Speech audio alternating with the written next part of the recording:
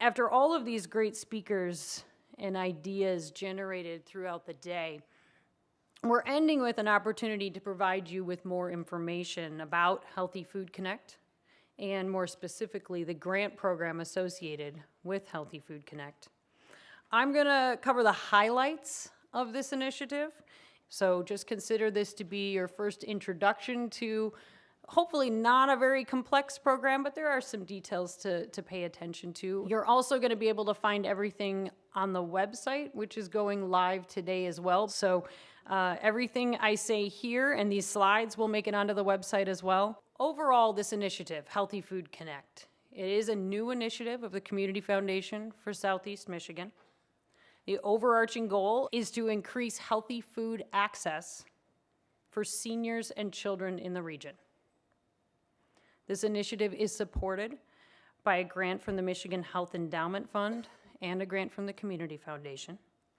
And just so you're aware, the Michigan Health Endowment Fund was established when the state legislature passed Public Act 4 of 2013, which authorized certain changes to how Blue Cross Blue Shield of Michigan operates.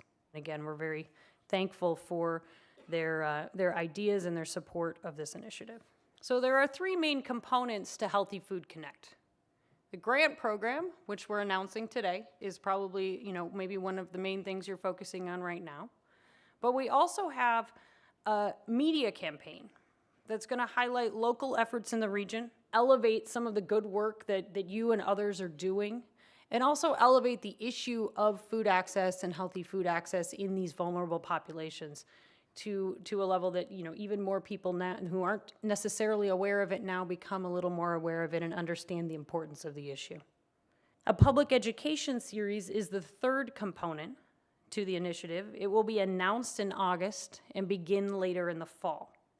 This public education series is going to be open to any organization, whether or not they receive a Healthy Food Connect grant, whether or not they apply for a grant. So some of you who are sitting in the room thinking, I'm not sure if my organization's kind of right for this grant opportunity, but you liked learning today, you liked coming together with this kind of group of folks as we've done today, you're going to want to pay attention, and you will hear about the education series because we'll let all of you know as it gets announced.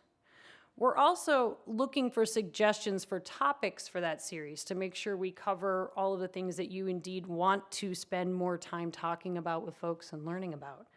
There's three focus areas for Healthy Food Connect. And again, some of this is getting a little bit repetitive, but I want to make sure we've covered all of our bases here. So three focus areas: seniors and children, and this would be the first time we show that we're defining those populations as seniors 65 years and older, and children 18 and younger. Now, you may already be thinking, but I have a project that actually is for young people and it's 21 and under or 24 and under or something like that. Am I still eligible? And the answer is absolutely yes. We'll have a conversation. We'll work through those things. As long as there's a huge focus of what you're doing in these target populations, then it's absolutely acceptable and even, fabulous that you are serving even a broader population than that.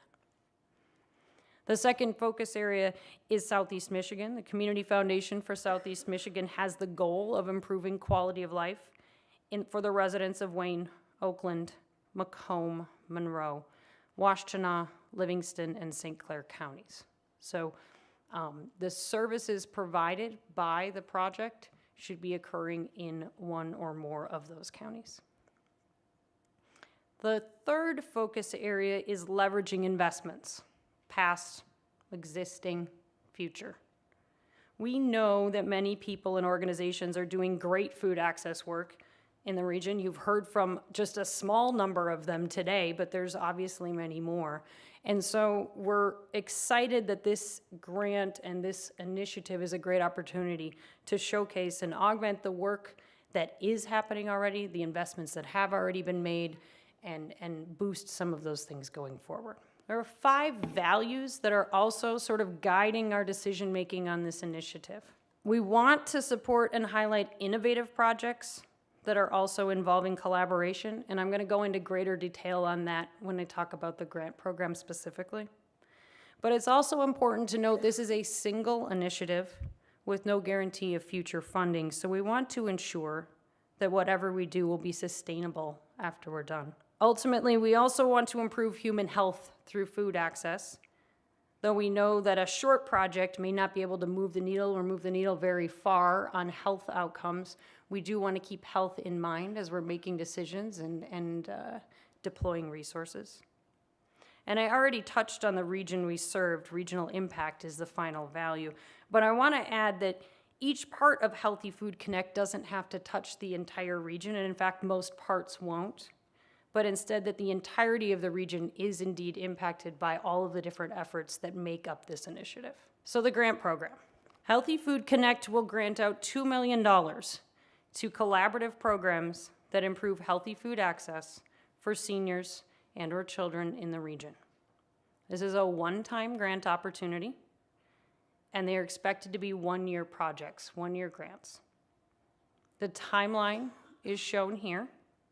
We're announcing the grant program today, March 30th, and grant applications are due through our online portal June 1st, 2016, and it's 5:00 p.m. that day.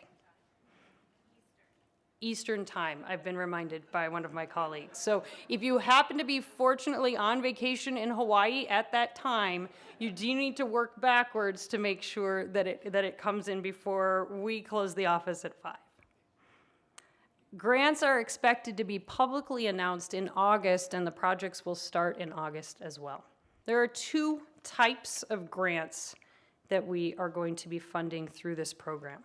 Approximately 3 to 4 leadership grants of up to $200,000 to support partnerships that are going to impact a significant portion of the region and or focus on systemic solutions. And we've talked about some of that today, the kind of large problems, the gnarly problems, so that are focusing on systemic solutions that have the potential for really significant impact. In addition, approximately 20 to 30 local impact grants of up to $75,000 to support partnerships that work on a local level in a specific community.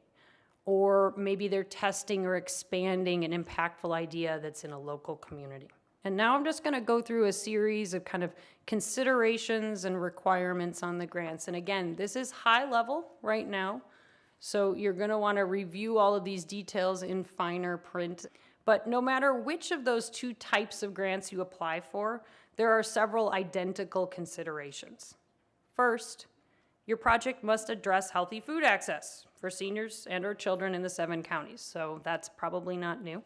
And again, if your project includes people kind of between 18 and 65, that's not necessarily a problem, but we do want to make sure that there's a heavy focus on those 2 populations. In addition, no matter which grant you apply for, your application must represent a collaboration of 2 or more organizations.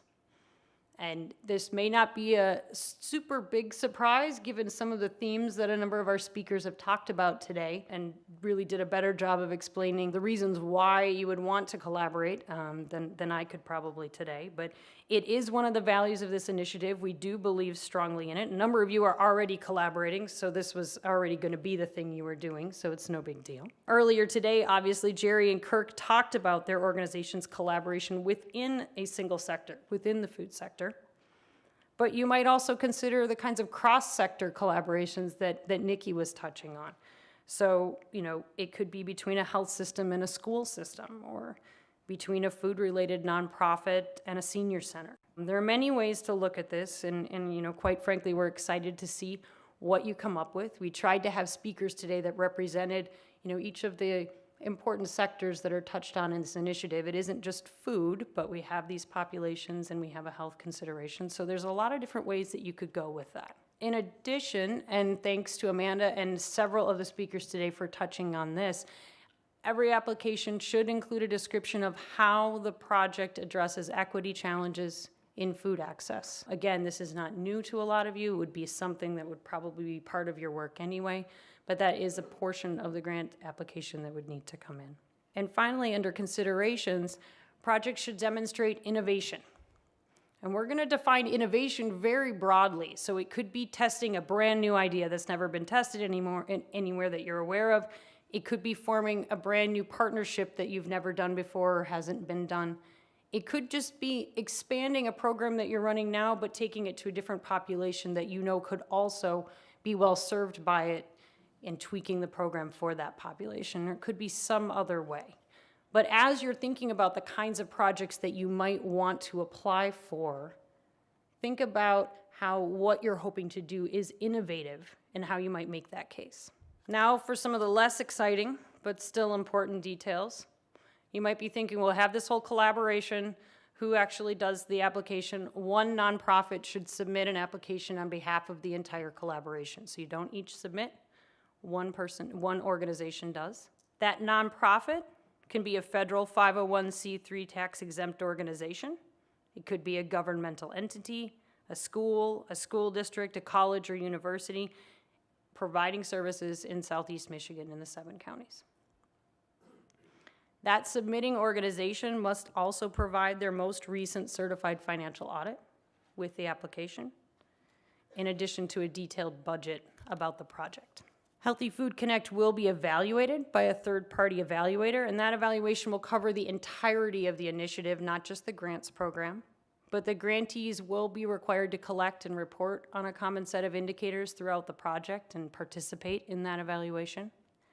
In addition, there will be grantee-specific convenings that grantees will need to attend during the course of the project. And we're envisioning things like this, not always like this, but settings where people getting together and having conversations and learning from each other is hugely beneficial to all of their work. So again, applications are due Wednesday, June 1st, online submission at our website, which is the Community Foundation website with /HFC for Healthy Food Connect, or if you can't remember that or don't want to write it down, after 3 o'clock today, go to our website and look for the peppers. You'll see a big picture of them, and if you click on that, you'll end up at the Healthy Food Connect website. Again, they are due at 5 o'clock on that day, and in order to be fair to everyone, we know this is, potentially a tight turnaround time for you to get everything together.